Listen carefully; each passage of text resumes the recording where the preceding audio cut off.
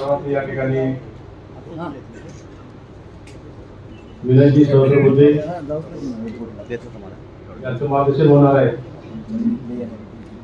भारतातील नामवंत विचारवंतांमध्ये त्यांची गणना होते। भारतीय जनता पार्टीच्या माध्यमातून राज्यसभेमध्ये त्यांनी काम केलेलं आहे। त्याचबरोबर महाराष्ट्राच्या जाहीरनामा समितीचे अध्यक्ष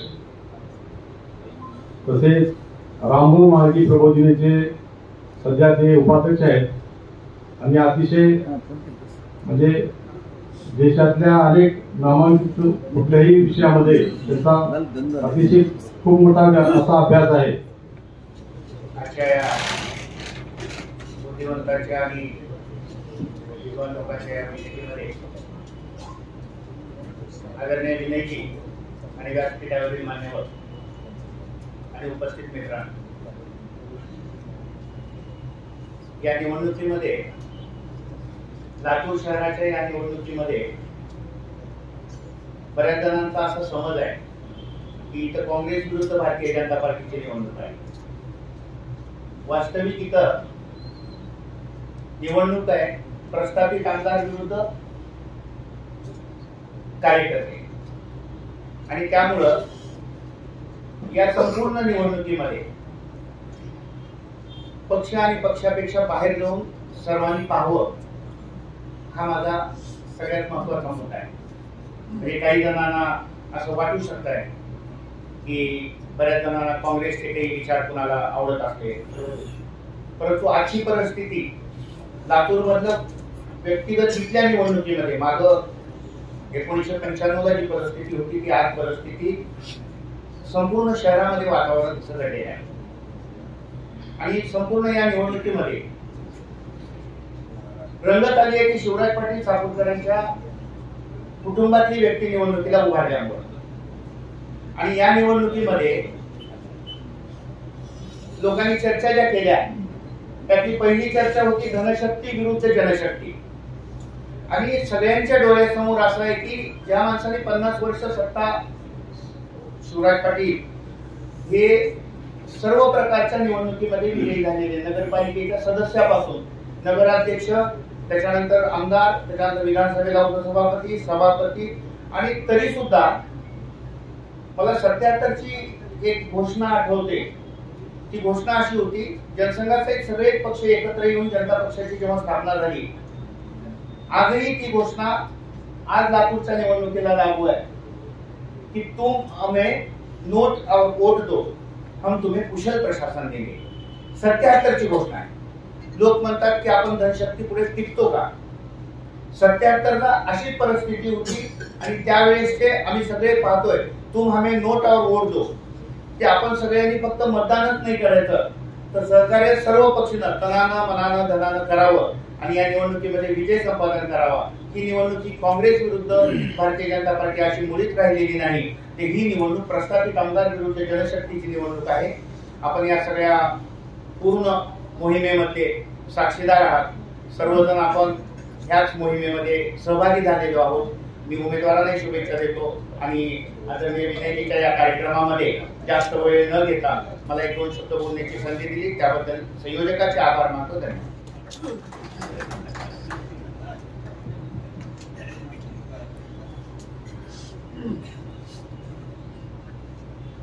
भारतीय जनता पार्टीचे ज्येष्ठ नेते असले तरी शेतकरी नेते अशीच त्यांची अतिशय चांगली प्रतिमा आहे, धडाडीचे नेते म्हणून असे आमचे मित्र पाशा पटेल, अविनाशजी कोळी, व्यासपीठावर बसलेले सर्वच, जगन्नाथराव आणि अन्य सर्व मान्यवर आणि उपस्थित लातूरकर बंधू आणि भगिनी। पाशाजी म्हणाले ते बरोबर आहे की या सगळ्या समूहाचा नेटवर्क म्हणजे केवळ आर्थिक नव्हे तर बौद्धिक आणि सामाजिक हा खूप मोठा आहे। आणि असा नेटवर्क मोठ्या असलेल्या समुदायासमोर मी एक साधारण 20 मिनिटांमध्ये माझी भूमिका मांडतो आहे। नंतर काही छोटी मोठी प्रश्नोत्तरे आपण 10 मिनिटं साधारणपणे वेळ आहे आपल्याकडे करू शकतो। याचं कारण असं की भारतीय जनता पार्टीचा भर हा लोकसंवादावर आहे आणि आजचं राजकारण असं आहे की कोणी कोणाला गृहीत धरून आहे आणि भारतीय जनता पार्टी असं मानते की आपली भूमिका लोकांपर्यंत घेऊन जावी, त्यांना समजावून सांगावी, आपल्या केलेल्या कामाचा हिशोब द्यावा. मी तर असं म्हणतो की पॉलिटिक्स ऑफ परफॉर्मन्स हा शब्दप्रयोग मोदीजींनी वापरला, ते पहिले पंतप्रधान असा शब्द वापरणार. याच्या पूर्वी आणि आजही अन्य कोणताही राजकीय पक्ष मला दिसत नाही जो म्हणतो की आमच्या केलेल्या कामाची आठवण ठेवा आणि मत द्या. म्हणजे मध्ये जे 2.5 वर्षाचं सरकार होतं त्यांच्या कुठल्या कामाची आठवण ठेवली तर आपण मत द्यायला धजावाल असा प्रश्न पडेल. इतकी त्यांची कारकीर्द उज्ज्वल आणि त्यामुळे कामगिरीच्या आधारावर मत असा विचार आपण केलाच पाहिजे, यात काही शंका नाही. पण पाशाजींनी मांडलेला मुद्दाही महत्वाचा. ते पर्यावरण म्हणजे याला निसर्गाशी जोडलेलं पर्यावरण आहे त्याबद्दल बोलत होते. तो प्रश्न आपण जाणतोच. पण महाराष्ट्रातलं सामाजिक सांस्कृतिक पर्यावरण सुद्धा दूषित होण्याचा प्रकार अनेक राजकीय पक्षांच्या माध्यमातून घडताना दिसतो. मला असं वाटतं की एक सजग मतदार म्हणून त्याबद्दलही आपण थोडंसं सावध असलं पाहिजे. याचं कारण आज आपण पाहतो की मतदान हा निर्णय तसं म्हटलं तर एका प्रक्रियेतून आपल्या मनामध्ये जन्माला येतो. आपण काही त्या दिवशी निर्णय करत नाही. सेफॉलॉजी शास्त्रज्ञ तर असं म्हणतात की 6 महिने आधीच लोकांनी ठरवलेलं असतं कोणाला मत द्यायचं. माझा त्यावर विश्वास नाही. पण वेगवेगळ्या घटकांचा आपल्या मनावर परिणाम होत असतो आणि म्हणून त्यातले तात्कालिक विषय कोणते, दीर्घकालीन टप्प्याचे कोणते, केवळ स्थानिक कोणते, राज्य पातळीवरचे कोणते, राष्ट्रीय पातळीवरचे कोणते, असा विवेकाचा विचार करून आपण मतदान करावं ही या प्रबोधनाच्या मागची अपेक्षा आहे.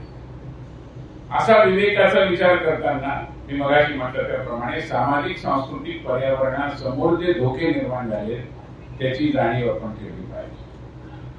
सामाजिक पर्यावरणाची गोष्ट करताना एका जातीला दुसऱ्या जातीविरुद्ध लढवायचं, हा समाज या समाजाच्या बरोबरीने, या पक्षाच्या बरोबरीने, हा समाज त्या पक्षाच्या बरोबरीने, अशा चर्चा वर्तमानपत्रात घडवून आणायच्या त्याच्यासाठी कुठलाही डेटा नसतो. आणि मला कधीच समजत नाही की हे पत्रपंडित अमुक जात तमुकच्या पाठीमागे असा निष्कर्ष कशाच्या आधारे करतात. कारण मतपत्रिकेवर तर काही जात लिहिलेली नसते. त्या म्हणजे मतपत्रिका होत्या त्या काळामध्ये आणि आता तर वोटिंग मशीन आहे. त्यामुळे कोणत्या जातीने कोणत्या समूहाला पक्षाला मतं दिली हे अंदाजपंच दाहोस आहे. त्याला काही फार शास्त्रीय आधार आहे असं माझ्यासारख्याला वाटत नाही. पण तरी असे निष्कर्ष काढले जातात, तरी अशा पद्धतीच्या चर्चा केल्या जातात आणि कुठेतरी आपण आपल्या अस्मितेशी जोडले जावं अशा प्रकारचा प्रयत्न होतो आणि त्या दिशेनेच मतदान व्हावं अशी देखील एक रचना होती. अस्मिता ही मुळात खूप वाईट असते असं माझं अजिबात म्हणणं. कारण माणसाने जगावं कसं हे शिकवणारे मुद्दे बरेच असतात, पण जगायचं कशासाठी याचं एक उत्तर आपल्या अस्मितेसाठी असं असतं आणि ते प्राचीन काळापासून आहे. केवळ आपल्या देशात आहे असं नाही, सगळीकडे. रचना बदलते, डेमोग्राफी, लोकरचना. त्यावेळी आपल्याला जाणीव होते की आपल्या अस्मितेवर धारा घातला जातोय की काय, आपलं अस्तित्व सुरक्षित आहे की काय. तसं पाहिलं तर हा निवडणुकीचा विषय नाही, पण जुना आणि थोडा उद्बोधक किस्सा आहे म्हणून तो सांगावा असं वाटतो. 92 साली त्यावेळी गर्व से कहो हम हिंदू है ही घोषणा होती. त्यावेळी त्याची बरीच चर्चा झाली.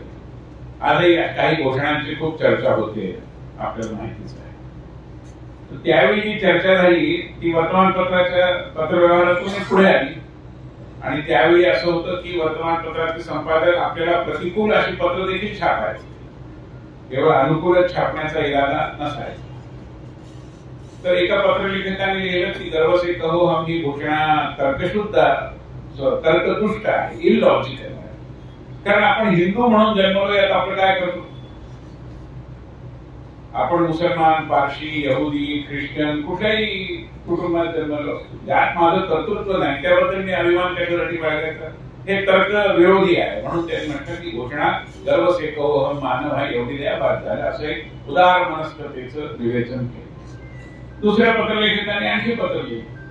तो म्हणला मारे म्हणून सांगत होते की हे तर्क दुष्ट आहे, तो मानव आहे तरी काय तर्क. तुम्ही झुरळ, बेडूक, हत्ती, बैल किंवा कुठल्याही पद्धतीचे प्राणी झाले असतात, तसं न होता तुम्ही मानव झाला, ते तुमचं काय कर्तृत्व. त्यामुळे गर्व से कहो हम हिंदू है इतकंच, गर्व से कहो हम मानव है हे देखील तर्क विरोधी आहे, इलॉजिकल आहे. मग घोषणा काय असावी? गर्व से कहो हम है, यापेक्षा काही गरज नाही. त्यावर तिसऱ्या पत्रलेखकांवर तो म्हणाला की पहिले दोघं जण मारे आ मानत होते की तर्क आपल्यालाच कळतो, पण या लोकांना हे लक्षात येत नाही की माणूस एका निर्वात पोकळीमध्ये जन्म घेतो, तो एका सामाजिक परिवेशात, एका वातावरणात जन्म घेतो आणि तो समाज त्याला त्याची ओळख देतो आणि ती ओळख आपल्याला जगायचं एक कारण मिळवून देते. कुठेतरी परदेशात असताना आपल्याला कुठल्या तरी विमान अपघाताची बातमी कळते, मग एक छोटी लाईन येते की त्यात लातूरचे 5 जण होते, तर आपण जरा अधिक आस्थेने कोण होते असं पाहतो. कोणी ओळखीचे असतात असेल, पण लातूरचे असं म्हटल्यानंतर आपण जरा तपासतो, कारण लातूर शहर, लातूरचा इतिहास, लातूरचे नेते, लातूरचं राजकारण हे आपल्याला आपली ओळख देतात. आपण लातूरकर असली पाहिजे. त्या दृष्टीने आपण एक असणं हे आपल्या सुरक्षित असण्याचं गमक आहे, यामध्ये कोणाला आक्षेप असण्याचं खरं म्हणजे काही कारण. तसंही पंतप्रधानांनी 2014 म्हटलं होतं की एक भारत श्रेष्ठ भारत. मग त्यावेळी आक्षेप का नव्हता? ते तर उघड सत्य आहे की भारताचं श्रेष्ठत्व हे भारताच्या एकत्वावर अवलंबून आहे. तसंच आपली सामाजिक सुरक्षितता ही आपल्या एकत्वावर अवलंबून, आणि म्हणून एक आहे तो सेफ आहे. याच्याकडे याही गोष्टी पाहता येतो, पण काही जण त्याच्यातही राजकारण पाहतात. मला असं वाटतं की समाजाने या छोट्या छोट्या संकीर्ण अस्मितांच्या वर उठून एक भारतीय म्हणून या निवडणुकीकडे पाहणं ही काळाची गरज आहे. सामाजिक सांस्कृतिक प्रदूषणाच्या संदर्भात हाही मुद्दा माझ्यासारख्याला महत्वाचा आहे. बाकी अनेक विषय, एक जागतिक स्तरावर देखील मधल्या लोकसभेच्या निवडणुकीनंतर असं एक वातावरण निर्माण झालं की आता बहुतेक मोदी युगाचा अस्तच होणार आहे आणि लोकांनी आनंदाने टाळ्या द्यायला सुरुवात केली. आणि मग हरियाणाची निवडणूक झाली आणि आता महाराष्ट्राची निवडणूक आहे, आणि या सगळ्या वातावरणात तिकडे ट्रम्प निवडून आले.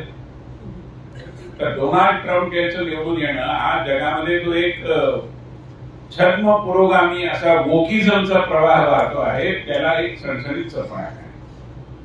कारण या पद्धतीने आपण पुरोगामित्वाची अशी परमावधी गाठण्यासाठी समाजाच्या नासवणुकीला गती देऊ शकत नाही बेजबाबदारपणा.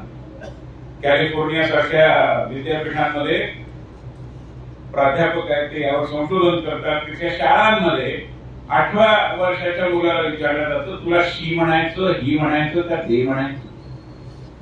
काय प्रकार?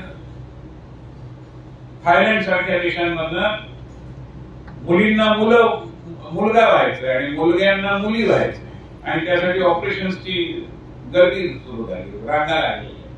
हा काय प्रकार? आणि हे लोन भारतात आलं तरच आपण पुरोगामी होऊ, अशा प्रकारची चर्चा. पुरोगामित्वाचे हे आदर्श आहेत, आणि ते आदर्श आणि त्याचा उदो करणारी मंडळी, तिकडे ते वेगवेगळे थिंक टँक चालवणारी मंडळी, वेगवेगळी फाउंडेशन्स चालवणारी मंडळी, एक सोरोस नावाचे गृहस्थ आहेत, त्यांच्याकडे भरपूर पैसा आहे, त्यातून ते जे वातावरण निर्माण करत आहेत ती मंडळी, सोशल मीडियावर या ना त्या प्रकारे हे प्रदूषण अधिक बळकट करणारी मंडळी, यातून भारतासारख्या देशात देखील जे सांस्कृतिक स्थैर्य आहे ते डळमळीत करण्याची एक व्यापक भूमिका आहे, हे कमीत कमी आपण लक्षात घेतलं. आणि ते होऊ न द्यायचं असेल तर हा देश, भारत हा भारत राहण्याकरता, भारतीय संस्कृती ही भारतीय संस्कृती राहण्याकरता आपल्या परीने आपण विचारही केला पाहिजे, आणि मला असं वाटतं की कृती देखील केली पाहिजे. आज सामाजिक सांस्कृतिक प्रदूषणाची चर्चा करताना आपल्याला निश्चितपणाने हे समजून घ्यावं लागतं की या देशाचा इतिहास, या देशाची संस्कृती, या देशातल्या प्रथा, या देशातल्या परंपरा यांचं शिक्षण देण्यासाठी पंतप्रधानांच्या पुढाकाराने 5 वर्ष ज्याच्याबद्दल काम झालं असं राष्ट्रीय शैक्षणिक धोरण आलेलं आहे. आणि हे शैक्षणिक धोरण या सांस्कृतिक संचिताची गूज बाळगणार धोरण आहे. मी भारतीय संसदेच्या शिक्षण विषयक स्थायी समितीचा अध्यक्ष होतो आणि आमच्या पुढे वेगवेगळ्या विषयांची चर्चा करताना काही जण साक्ष द्यायला येतात. तसं 7वीतला एक मुलगा साक्ष द्यायला गुरुग्रामच्या एका शाळेमधला, कारण आमचा विषय होता पाठ्यपुस्तकांमधल्या सुधारणा.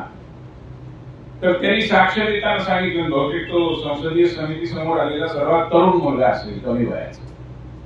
त्यांनी साक्ष देताना असं सांगितलं की मला माझ्या एनसीईआरटीच्या त्यावेळेच्या, ही घटना 19च्या आसपासची आहे, 19-20च्या, आता सगळंच बदललंय, पण त्यावेळेच्या पाठ्यपुस्तकात मला आपल्या देशावर आक्रमण करणाऱ्या आणि आक्रमकांचं प्रतिनिधित्व करणाऱ्या अशा राजांविषयी कधी 10 परिच्छेद, कधी 3 परिच्छेद असे वाचावे लागतात. आणि छत्रपती शिवाजी महाराजांचा कारभार फक्त 4 ओळींमध्ये सांगितला जातो आणि झाशीच्या राणीबद्दल 2 वाक्य असतात. हा माझ्यावर अन्याय आहे. आता एनसीईआरटीची पाठ्यपुस्तकं बदलत आहेत. पण हे आहे की या पद्धतीच्या बदलांना विरोध करणारे लोक आहेत आणि केवळ आपल्या मतपेढीच्या राजकारणासाठी अशा चुकीच्या प्रथा, पद्धती, परंपरा यांना गती देणारी राजकीय पक्ष आहे. स्वातंत्र्यानंतर खरं म्हणजे पहिल्या 10 वर्षातच ही सगळी कामं व्हायला हवी. शिक्षणाचं डिमेकॉलॉयझेशन म्हणजे मेकॉलॉजी आणि त्याच्या विचारांची शिक्षण क्षेत्रातून हद्दपारी ही खरं पहिल्या 10 वर्षातच व्हायला हवी. झाली, कोणी विचारही केला नाही. नंतर अनेक आयोग आले, सुधारणा झाल्या, वेगवेगळ्या पाठ्यक्रम आले, पण जी मूलभूत सुधारणा होती की या देशाच्या मातीचा सुगंध असणाऱ्या विचाराचं शिक्षण हे आम्हाला आमच्या अभ्यासक्रमातून मिळालं पाहिजे. आता ते मिळत आहे. आणि म्हणून हा प्रवाह अधिक शक्तिशाली करायचा असेल तर केंद्रातल्या सरकारची भूमिका आणि राज्यातल्या सरकारची भूमिका ही सुसंगत राहू शकेल असं सरकार इथे येणं अतिशय आवश्यक आहे. अन्यथा वेगवेगळ्या पद्धतीने या मार्गात अडथळे निर्माण होतील हे सांगायला ज्योतिषाची गरज नाही. आणि जगामध्ये याचं स्वागत आहे. जग आपल्याकडे भारत आणि भारत राहावं या भूमिकेतून पाहत. एका आंतरराष्ट्रीय नृत्य महोत्सवात ईशान्य भारतातल्या एका राज्याचं पथक केलं आणि ते म्हणाले आम्ही फार उत्तम पद्धतीने आधुनिक सगळे पाश्चात्य नृत्य सादर करतो. तर संयोजक म्हणले की आम्ही तर तुमच्याकडनं भारतीय नृत्याची अपेक्षा करतो, तुम्ही पाश्चात्य नृत्य आम्हाला भरपूर मिळते इथल्या बाजारात, तुमचं काहीतरी दाखवा ना. पण आपण आपलं सत्व हे जर विसरलो तर भारत भारत कसा नाही. मी पाशाजींना सांगत होतो की 18 साली इराणचे अध्यक्ष भारतात आले. त्यांनी भारताच्या पंतप्रधानांना चर्चेमध्ये एक मुद्दा मांडला की जे महर्षी पाणिनी होते त्यांची आणि भारताची आणि इराणची एक नातेसंबंधांची वीण आहे. कारण पाणिनींनी संस्कृतचं व्याकरण रचलं, तसंच पर्शियन भाषेचं व्याकरण. आणि म्हणून पाणिनीच्या संबंधात आपण काम केलं पाहिजे, अकॅडमिक काम केलं पाहिजे. मग एक आंतरराष्ट्रीय परिषद पाणिनी आणि त्यांचं योगदान यावर तेहरान विद्यापीठात आहे. भारतीय सांस्कृतिक संबंध परिषदेचा अध्यक्ष मी तिथे गेलो होतो. तर तिथल्या कुलगुरूंनी, तेहरान विद्यापीठाच्या कुलगुरूंनी चहा पिता पिता मला विचारलं की सहस्रबुद्धे, आमच्या विद्यापीठात आम्ही वेद आणि उपनिषद शिकवतो, तुमच्याकडे कोण शिकवतो? तेहरान विद्यापीठ, इराण. लोकांना आक्षेप नाही, आपल्यालाच आक्षेप. पहिले पंतप्रधान नरेंद्र मोदी की जे एकाच वेळी 1-2 महिन्याच्या अंतराळामध्ये कालावधीमध्ये इस्रायलला गेले, पॅलेस्टाईनला गेले. पण इकडे धारणा आमच्या काँग्रेसच्या मित्रांनी अशा रंगवल्या की नाही, इस्रायलला गेलो तर आपले मुस्लिम बांधव नाराज होते. कशाला नाराज होते? भारताचं हित नाही, मुस्लिम बांधवांना समजत नाही काय? पण एका विशिष्ट दृष्टिकोनातून सगळ्या गोष्टींकडे बघायचं. आणि त्यापासून मुक्तीचा जो काही लढा आहे, संघर्ष आहे, तो गेली अनेक वर्ष सुरू आहे. पण कधी कधी आपल्याला असं वाटतं की झालं आता परिवर्तन, आता बाद झाली चर्चा, तर तसं नाहीये. या प्रकारच्या चुकीच्या राजकारणाची सवय लागलेले असे समूह, असे राजकीय पक्ष दबा धरून बसलेले आहेत. त्यांना असं वाटतं की आपली संधी कधी संपूच नाही. आणि म्हणून आज आपण सामाजिक प्रदूषणात, सामाजिक सांस्कृतिक प्रदूषणाचा देखील विचार या संदर्भात केला पाहिजे. दुसरा मुद्दा आहे तो निवडून यायचं कशासाठी, या एका म्हटलं तर फिलॉसॉफिकल प्रश्नाशी जोडलेला. मी याकरता म्हणतो की आपल्या देशात 2700 राजकीय पक्ष आहेत. निवडणूक आयोगाची वेबसाईटवर त्याचे 50-60 पक्ष हे मान्यताप्राप्त पक्ष आहेत राज्य किंवा राष्ट्रीय पातळीवर. त्याचे फक्त 4-5 पक्ष असे की ज्यांना स्वतःची विचारधारा आहे. आणि विचारधारा आहे म्हणण्यापेक्षा त्यांचं काम एखाद्या राजकीय घराण्यावर अवलंबून नाही. आज घराणेबाज पक्षांची मोठी यादी आहे. त्या पक्षांच्या सगळ्या रचनेतून ते घराणे बाजूला काढा, पक्षाचं काय होईल बघा, अशी स्थिती आहे. आणि असे अनेक पक्ष आहेत की ज्याचा 30-35 वर्षानंतरचा अध्यक्ष कोण होईल हे मी सांगू शकतो, कारण तो आज त्यांच्या घरात पाळण्यामध्ये झोपलेला आहे. हे मी अपोकल्पित सांगत नाही, वस्तुस्थिती.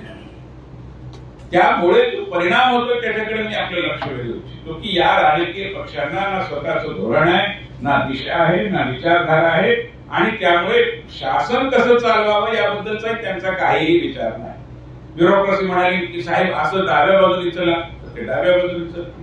नंतर ब्युरोक्रेसी म्हणली उजव्या बाजूने चला, तर ते उजव्या बाजूने. यांचा काही विचारच नाही. यांचा विचार एकच आहे की सत्तेत राहणे आणि माझ्या मुलाला, नातवाला पुढे ही गादी मिळणे, या पलीकडे काही विचार. आणि त्यामुळे अशा राजकीय पक्षांकडे काही उद्देशहीनता एक प्रकारची असल्यामुळे ज्यांच्या समोर काही उद्देश आहे, नीती आहे, धोरण आहे, असे राज्यकर्ते कसा बदल घडवून आणू शकतात त्याची खूप उदाहरणं देतात. पंतप्रधान नरेंद्र मोदी बरेचदा असं म्हणतात की ज्या प्रकल्पांचं भूमिपूजन आम्ही करतो त्याचं उद्घाटन आम्ही करतो. असं ते म्हणतात याचं कारण त्यांनीच एका संसदेच्या भाषणात सांगितलं होतं की सत्तेत आल्यानंतरच्या पहिल्या 5 वर्षात त्यांनी अशा 73 प्रकल्पांचं उद्घाटन केलं ज्याची कोनशिला पंडित जवाहरलाल नेहरूंनी बसवली. प्रकल्प का रेंगाळतात, काम का पुढे जात नाही, कारण कुणी जावंच विचारत नाही. उत्तरदायित्वाची भावना हे सुशासनाचं पहिलं गमक आहे. पण ही अकाउंटेबिलिटी ही जर तुम्ही निर्माण केली नाही तर ती नुसती पुस्तकात लिहून येत नाही ना.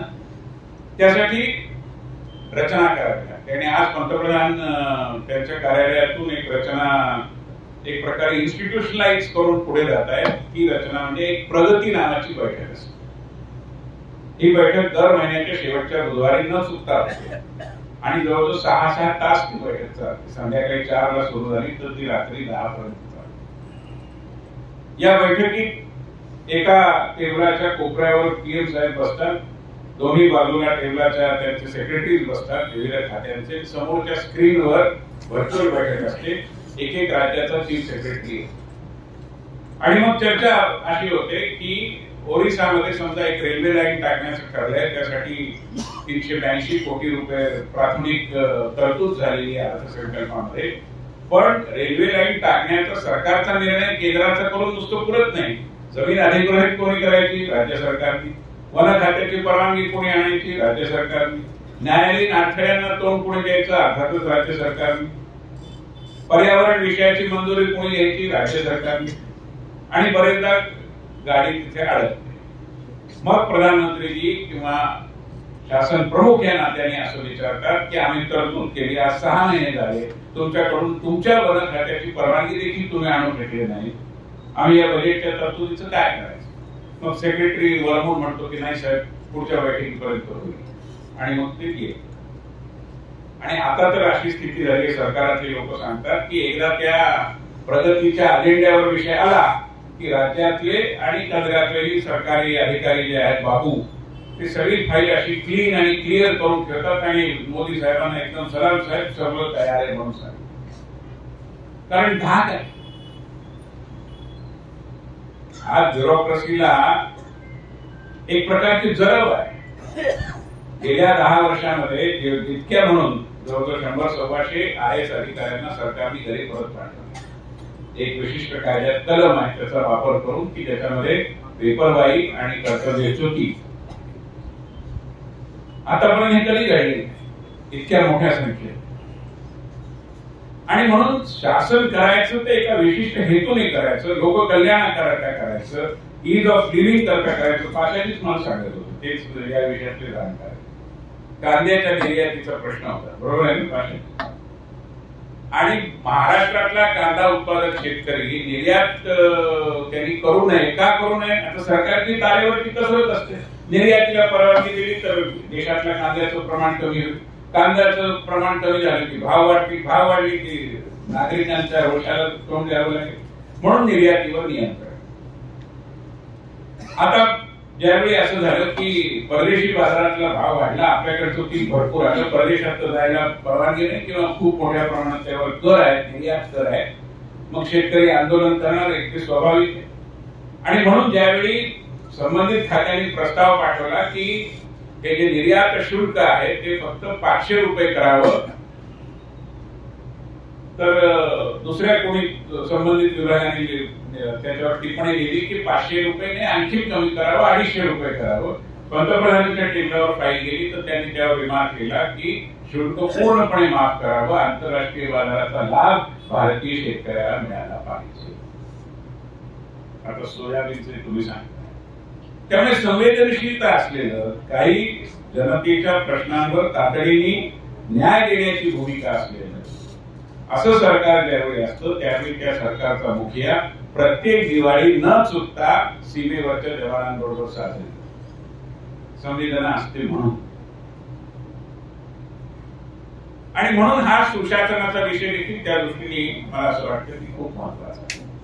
पण बरेचदा असं होतं की मतदाराच्या मनावर त्याचं गारूड पडतं असे विषय खूपच तात्कालिक, आजूबाजूचे आणि संकीर्ण असतात.